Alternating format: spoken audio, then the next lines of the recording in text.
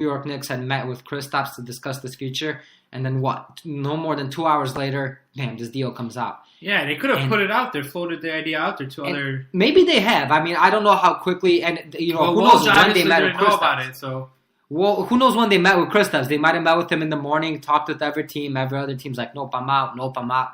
I mean, this is one where you. I mean, I know the Spurs were trying to get him. I know there's rumors about that, but they obviously don't have the contracts to set. They can't take on the contracts, right? Again, they could make it work. Yes, but they don't have expirings. Yeah, you're right about that. I'm sorry. That's what I'm trying to say. The Knicks wanted to really get rid of those two players. That's true. Yes, I'm sorry. I probably, Spurs probably had a little bit better younger assets, but like I said, they weren't able to send expirings. I mean, Pau Gasol's is still, due $6 million, and New York doesn't want to take on those contracts. So I do think that the Knicks are going to try to get two people. I don't know if it's going to work.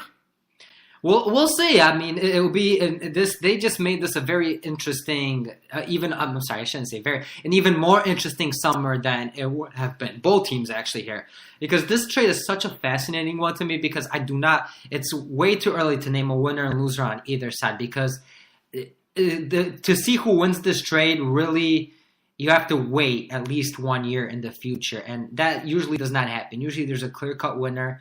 At least one clear-cut winner. Maybe not always a clear-cut winner and loser, but at least one is usually there. Not in this deal. Both are very, very questionable to see what happens. Both are very risky, but with a high potential reward here. And I will say one more thing. I like the pickup also of Tim Hardaway Jr. here because he's going to be a good off-ball player for Doncic to be able to throw the ball around. So the way I look at it, the two best players in this deal were actually sent to Dallas. Now, Dennis Smith Jr. has the potential of being a better player than Tim Hardaway Jr., but I just don't think he's there yet. Maybe he'll get there, and maybe there's a chance that he becomes like, what was that Magic point guard that?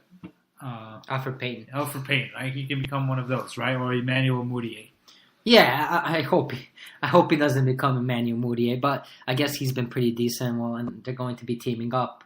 So it should be interesting to see. But moving on to the Mavericks here. Now, the Mavericks are in a little, obviously now with Courtney Lee and Tim Hardaway Jr. on board, they have much more of a salary crunch in terms of they have taken on a lot of salary. They will have a lot less cap space available this summer when it comes to signing a free agent, which they knew what they were doing when they made this trade. But to crunch some numbers now, Zinger also, the news came out right after the trade that Porzingis was going to inform Dallas that he will accept the qualifying offer instead of opting to sign a long-term contract, which essentially means he wants to become an unrestricted free agent as fast as possible, and he's willing to lose a lot of money, which really fascinates me how these players do not really care about the money anymore, which is great. But beyond that, his qualifying offer should be worth about $4.5 million because he doesn't meet it's going to be less than it originally was supposed to be because he doesn't meet the quota of having to play at least 41 games. So if he does accept the qualifying offer, the Mavericks will have about $22.5 million to spend on free agents. However, if he does not accept the qualifying offer, his cap hold will leave the Mavericks with a little over $10 million to spend on free agents. So a pretty big disparity there. And until he accepts that qualifying offer, that cap hold he has will stick with Dallas. So he will probably accept it as fast as possible if he really thinks that that's what he's going to do. So yes, essentially, let's work under the circumstance here that they will have about $22.5 million to spend. And probably if they trade, Dwight Powell has a player option, which is worth more than $10.5. He will more than likely accept it. However, there's a small chance that he does not accept it. And even if he does, I'm sure there'll be a team willing to take him on in a trade if it's for absolutely nothing. So they could potentially open up another max cap space for another max contract if they're able to trade Dwight Powell. What do you think? What are the options for Dallas here? What do you think Dallas can and should do? Let's say working on their assumption that they have a max cap space available for a max contract. They should go for. If you make this trade, you're kind of looking to win next year. Try to go get a Kemba Walker. Tobias Harris? Yeah. Chris- I could bring their names up, and almost any team would love a Tobias Harris. I think Kemba Walker would make a little less sense than a Tobias Harris or a Chris Middleton. I think the two that would make a lot of sense would be Tobias Harris and Chris Middleton because of the fact that they are still fairly young. I mean, both players, I believe, are 26 years old. Kemba Walker will be 29 by the time next season rolls around. I don't necessarily know if he fits that timeline as well as the other two. Maybe if you strike out on everyone, a Nikola Vucevic will make some sense there. I think he might be a decent fit alongside Kristaps.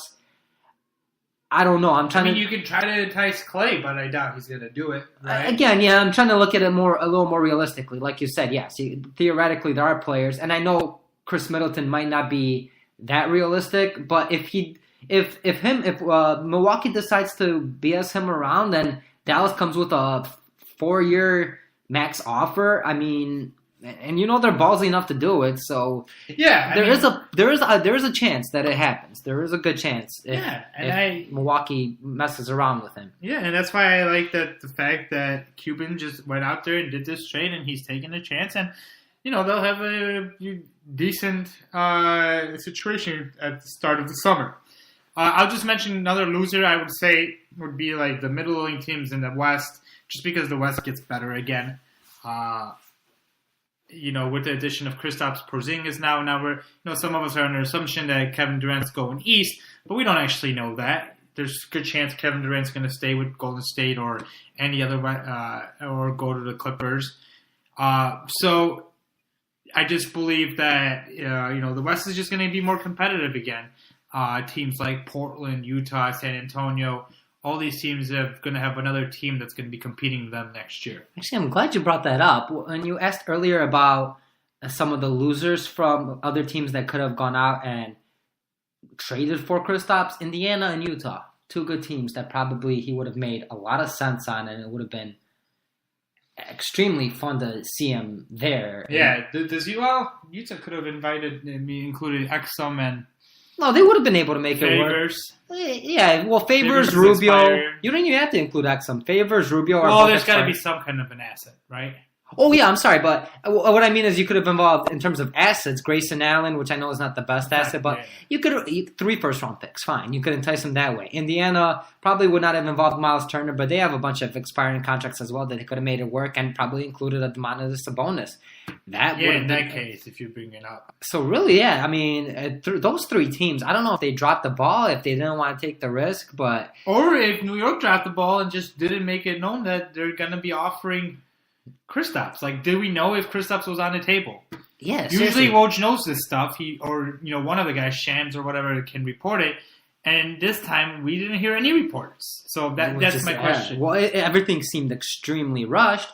So I don't know. But yeah, those 3 teams I think are, and Phoenix, so those 4 teams are probably the biggest losers in terms of teams not involved in the deal. But for another winner, I'll quickly say that if Kristaps does really accept this qualifying offer, I think the 2020 free agency class is a big winner here because as of right now, I mean, besides Anthony Davis, for the 2020 free agency class, you know who the other 2 best free agents are? And really the only 2 other all-star free agents are? No idea.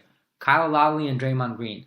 Those are number 2 and 3. And beyond that, it is a whole bunch of crap. It is a bunch of players who signed contracts in 2016, terrible contracts in 2016, who will finally be going off the books. Chandler Parsons, Mozgov, Biyombo, Mahinmi. I mean, that list could go on and on. You got Mo Harkless, Myers Leonard. But yeah, anyway, yes, I think that might make at least the 2020 offseason a winner here because if Kristaps is available, he will definitely get paid because there will be money to go around and not a lot of people to spend it on. So I'll just make one last point that I like this trade, but obviously they are taking a big risks with Kristaps' health and with the fact that he did say that he will be wanting to become a restricted free agent, so he wants to keep his options open. Oh, absolutely, and like I said, that's why this trade fascinates me so much is because you cannot state this team's a winner or this team's a loser. No, both teams are taking huge risks, but both teams have huge potential for reward. It's essentially, I wouldn't even say a low risk, high reward. No, it's a medium risk, medium reward type of trade for both sides. And I guess if you could say one is taking a smaller risk, I guess the Mavericks are taking a smaller risk. Because if Porzingis doesn't work out, okay, cool. It's not like you traded away a lot of good players. No, you traded away DSJ and a couple of future first-round picks. Who knows how they'll be, how high those first-round picks will be. But at the end of the day, if it does not work out, oh well. New York, on the other hand, may have just traded away basically a future MVP. I mean, his potential is that. Who knows if he reaches that potential? I don't know if I totally agree on that. But well, I mean, I'm saying his potential. I'm not saying I'm not saying that's what's going to happen, but his potential is future MVP. I think before the injury, a lot of people would say he's definitely got potential to win MVP. Therefore, that's his potential. Yeah, I probably wouldn't be one of those guys, but I do see him being a potential all-star. Okay, so let's move on. Let's move on to the AD trade here. Basically, the report came out also today, right around the same time, is that the Lakers have made a huge offer to the Pelicans The scenario here is that they put 5 different offers on the table. The best one being Kuzma, Ball, Ingram, Zubac, and a first-round pick. Probably would have to throw in a Caldwell Pope to make money work, and New Orleans would probably throw in Darius Miller or Wesley Johnson or both. But nonetheless, that's the those are the main trade chips. And their best offer is those 4 players and a first-round pick, and they've essentially given New Orleans an ultimatum. It's before the trade deadline or never. They said they don't want to get into a bidding war with Boston in the summer. Where is your BS meter on this? Is it extremely high or extremely low? Of this. We don't want to get into a bidding war. So you're telling me in the summer you're not going to take a chance to get Anthony Davis and not waste another years of LeBron James getting to the tail end of his career? Like, that is so ridiculous. Of course you're going to keep the same people are going to be offered, okay? So if I'm... You offer more if you have to. Right? If I'm New Orleans, I call your bluff on it. I do think I definitely believe that the best deal out there, if Jason Tatum's on the table, is going to come from Boston. I don't like Brandon Ingram has been this is his 3rd year in the league, and he just hasn't shown as much. Now, I like Lonzo Ball. I think he definitely has to improve his shot. But you're trading for Anthony Davis, who had his potential as top 10 NBA player ever. And you're trading for him when he's 27, going to be turning 27 years old. You have to be giving up a lot. This is very similar to like when the Lakers made the trade for Kareem Abdul-Jabbar, and look how the wonders it did for them. So the players you're going to be giving up, you're going to have to be giving up a lot. I think there's better offers out there than the Lakers. So if I'm New Orleans, no matter what, even if I think the Lakers offer is the best offer, I'm going to still hold out. I'm not going to play Anthony Davis this year. And I'm just going to trade him in the summer and start a bidding war. Because if you start a bidding war, the Lakers might have to offer you more. Okay, so to respond to that, well, yes, Tatum is probably the best, especially now with Porzingis gone. Tatum is probably the best player they could receive with the most potential in a trade. But I'm not going to base this on my opinion. I'm going to base it off popular opinion. And popular opinion is that the Lakers could potentially make the best offer, or would be willing to make the best offer because. Yes, if Boston puts Tatum on the table, who else do they offer? I mean, it'd have to at least be Tatum, Marcus Smart, Yabusele.